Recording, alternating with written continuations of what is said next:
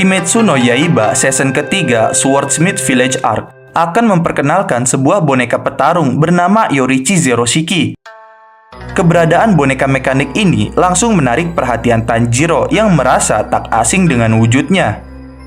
Pertemuan Tanjiro dengan Yoriichi Zero Shiki ini berawal saat Tanjiro berkeliling hutan desa pembuat pedang untuk mencari senjata rahasia yang disebutkan oleh Kanroji.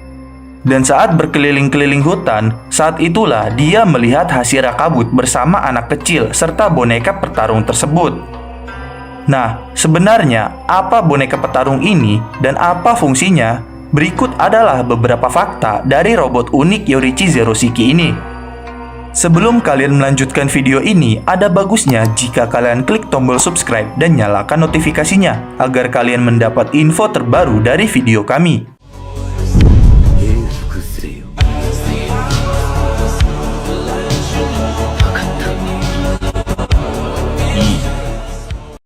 Yang pertama, boneka petarung era Sengoku, ciptaan leluhur Kotetsu.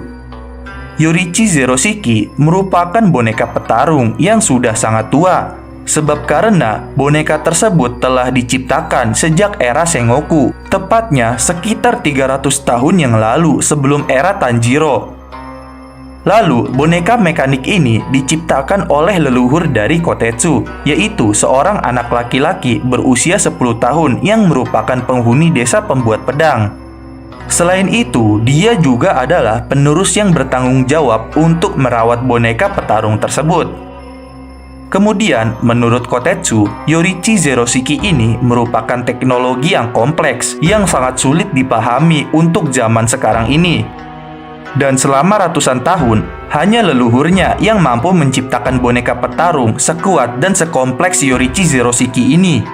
Dan itulah mengapa Kotetsu begitu takut jika boneka tersebut rusak, sebab karena dia merasa bahwa dirinya belum mampu memperbaiki warisan berharganya itu. Yang kedua, tiruan seorang pembasmi iblis legendaris. Tentu saja cukup wajar jika Tanjiro merasa kenal dan tidak asing dengan boneka Yoriichi Zero Shiki ini saat pertama kali melihatnya. Hal itu karena boneka petarung ini memang dibuat berdasarkan sosok pembasmi iblis terkuat yang pernah ada pada era Sengoku, yakni Yoriichi Tsugukuni. Yang mana sebenarnya sosok Yoriichi ini sendiri pernah muncul dalam mimpi Tanjiro. Jadi, hal itulah mengapa Tanjiro merasa tidak asing dengan wajah dari robot Yoriichi Zero Shiki ini saat pertama kali melihatnya.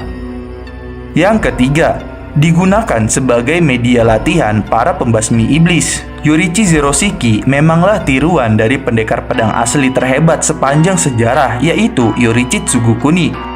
Namun, leluhur Kotetsu membuatnya dengan 6 lengan yang masing-masing dipersenjatai dengan katana. Hal tersebut dimaksudkan karena 2 lengan Yoriichi Zero Shiki tak mungkin mampu menandingi kemampuan dan kecepatan dari Yoriichi Tsugukuni yang asli yang jadi model dasarnya. Dan tentu saja hal itu terlihat bahwa kemampuan Yoriichi Tsugukuni begitu absurd dan kuat. Bahkan hingga boneka tiruannya saja harus dibuat dengan 6 lengan untuk bisa lebih mendekati kepada kekuatan sosok Yoriichi tersebut. Lalu, selain dilengkapi dengan 6 lengan, boneka petarung ini juga memiliki 108 macam pola gerakan yang berbeda, yang mana menyesuaikan dengan gerakan petarung yang menjadi inspirasinya, yaitu Yoriichi. Dan itulah mengapa Yoriichi Zero Shiki ini digunakan sebagai media latihan bagi para pembasmi iblis untuk menjadi lebih kuat. Yang keempat, Hashira kabut merusak Yoriichi Zero Shiki. Karena telah berusia ratusan tahun, tak heran kalau kondisi Yoriichi Zero Shiki ini sudah sangat rapuh dan tidak menampilkan performa sebaik saat eranya dulu.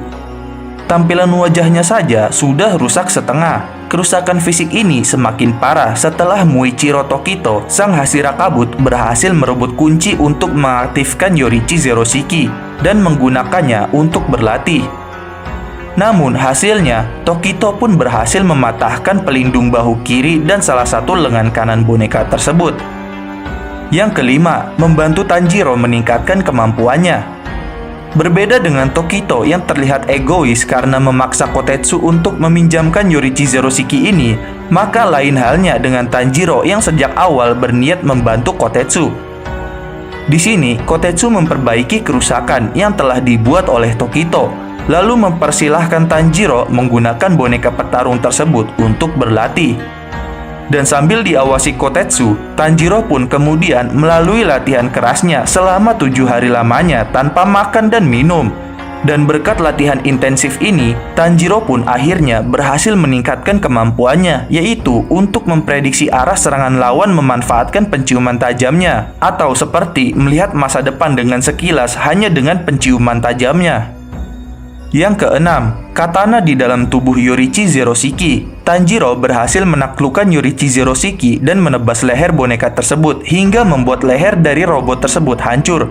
Namun di balik itu, Tanjiro maupun Kotetsu sendiri terkejut saat melihat sebilah katana yang telah usang. Dan di sini Kotetsu pun lantas mempersilahkan Tanjiro untuk mengambil katana itu untuk menjadi miliknya. Dan kemudian setelah itu, Haganezuka yang bertanggung jawab atas nicirin Tanjiro dan membawa katana dari dalam tubuh Yoriichi Zeroshiki itu untuk dipoles ulang atau diasah ulang kembali menggunakan seni khas keluarga Haganezuka. Apakah senjata tersebut merupakan peninggalan Yoriichi Tsugukuni? Hal itu entahlah, tetapi ada kemungkinan besar itu adalah senjata Yoriichi yang telah diperbarui oleh leluhur Kotetsu setelah menemukannya dan menaruhnya ke dalam robot Yoriichi Zeroshiki agar siapapun yang dapat mengalahkan robot tersebut berhak memiliki pedang yang hebat itu.